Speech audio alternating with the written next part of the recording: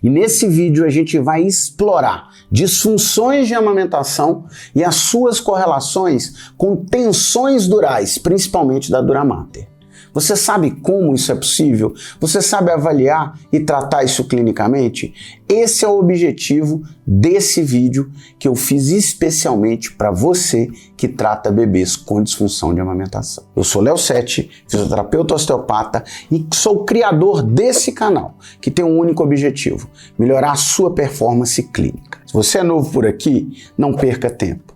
Se inscreva no canal e ative os sininhos para que chegue para você toda semana vídeos de altíssima qualidade. Sem mais delongas, vamos ao vídeo de hoje.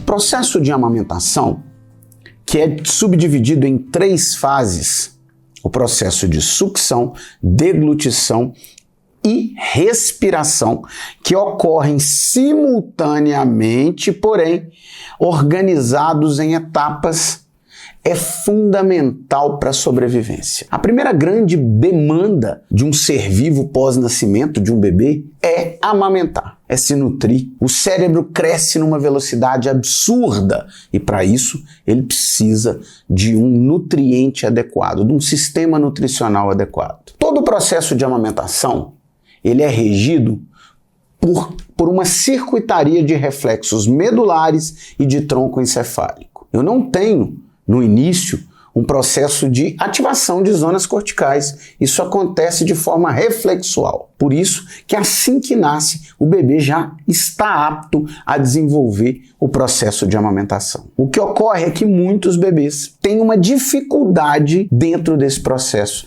de amamentação.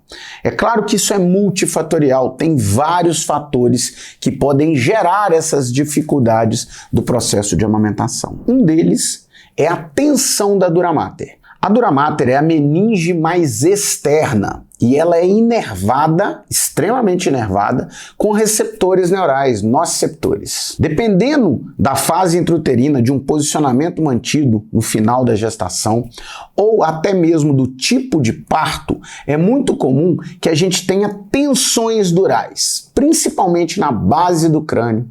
E essas tensões durais podem impactar muito o processo de amamentação. Como? Os ossos do crânio do bebê, eles têm bastante movimento.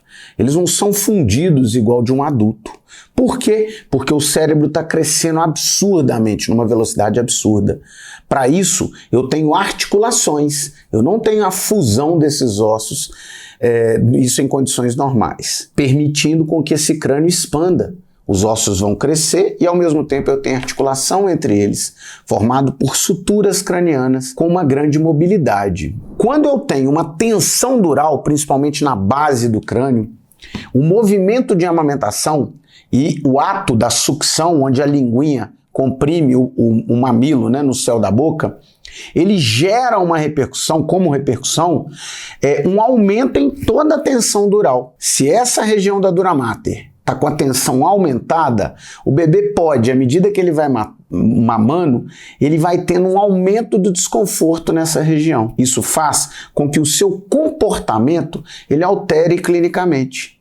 O que era esperado de à medida que o bebê fosse amamentando, ele fosse relaxando, ele fosse curtindo cada vez mais, ocorre o inverso. À medida que ele vai dando sequência ao processo de amamentação, ele vai movimentando, ficando mais agitado, apertando mais o bico da mãe. Então, nesse caso, é fundamental avaliar essas tensões durais. E a partir de agora, a gente vai ver como a gente avalia isso e como a gente trata isso. Tenho certeza que esse vídeo merece o seu like. Vamos lá. A tensão da dura mater ela é aumentada quando eu coloco o bebê numa posição de flexão. E ao mesmo tempo, se eu quero aumentar ela de um lado, por exemplo, do lado direito, eu coloco ele na posição de flexão e inclinação contralateral. Então eu inclino a cabeça para a esquerda. Esse é um teste que a gente aumenta a tensão dural. Se o bebê está preso com uma tensão aqui, ele não vai aceitar muito bem esse movimento de flexão. Então, o que eu posso fazer É o contrário, eu realizo o movimento, só que aí eu deslizo lateralmente aqui, tirando a tensão da cabeça, ó, faço uma inclinação para o lado direito, o lado que eu estou testando, inclino um pouco, faço uma tração na cervical da direita para a esquerda e vejo se, mantendo essa posição inclinada, se ao fazer a flexão, eu melhoro esse comportamento do bebê. Isso é sinal que eu tenho uma tensão dural na base do crânio do lado direito, que é o lado que eu testei. Então, eu boto a tensão e vejo um comportamento de aumento de tensão, de aumento de tônus do bebê. E aí, logo depois, eu tiro a tensão, fazendo uma inclinação para o mesmo lado e um deslizamento lateral na cervical, leve, né? Eu faço esse deslizamento leve e coloco em tensão. Se o bebê melhora aquele comportamento, possivelmente a base do crânio dele é uma fonte fundamental ali de tensão neural e isso pode estar impactando a amamentação. Como que a gente vê isso na amamentação? Quando o bebê estiver no seio da mãe, eu posso trabalhar com extensões. Eu peço para a mãe, né, vamos supor, o bebê está assim, eu peço para a mãe aumentar a extensão, ou eu mesmo posso pegar o bebê e dar uma extensão de tronco para ele, principalmente uma extensão ou de tronco ou da cervical alta. Eu coloco essa cabeça em leve extensão e inclino para o mesmo lado que eu quero tirar a tensão. E aí eu falo para a mãe observar como que tá a pega. Se ela tem, por exemplo, desconforto na pega, eu pergunto para ela como que tá a pega quando eu mudo a posição. Posso também entrar com a mão aqui na base do crânio fazendo deslizamento. Ó. Se eu deslizo a cervical para o mesmo lado, eu estou diminuindo a tensão desse lado.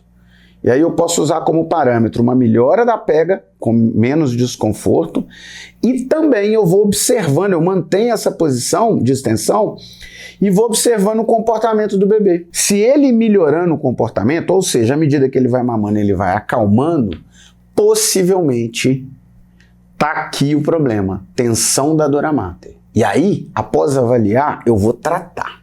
E eu vou explicar para você agora como eu trato e reavalio. Mas antes, se você é novo aqui no canal, não deixe de se inscrever. Esse canal foi feito para você.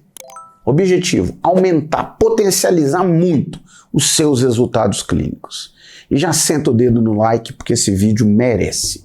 Uma vez detectado, e eu detecto com teste isolado ou teste funcional, que é durante a amamentação, eu trago esse bebê para uma posição neutra, costumo fazer isso muito na clínica, no consultório, mobilizo a base do crânio, ou com deslizamento lateral, ou com alguma técnica direta na base do crânio.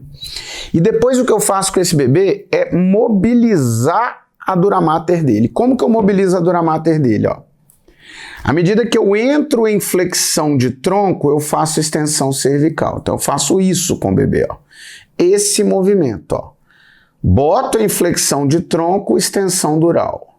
Então, primeiro, terapia manual local, principalmente com deslizamento lateral, liberando a tensão local da base do crânio.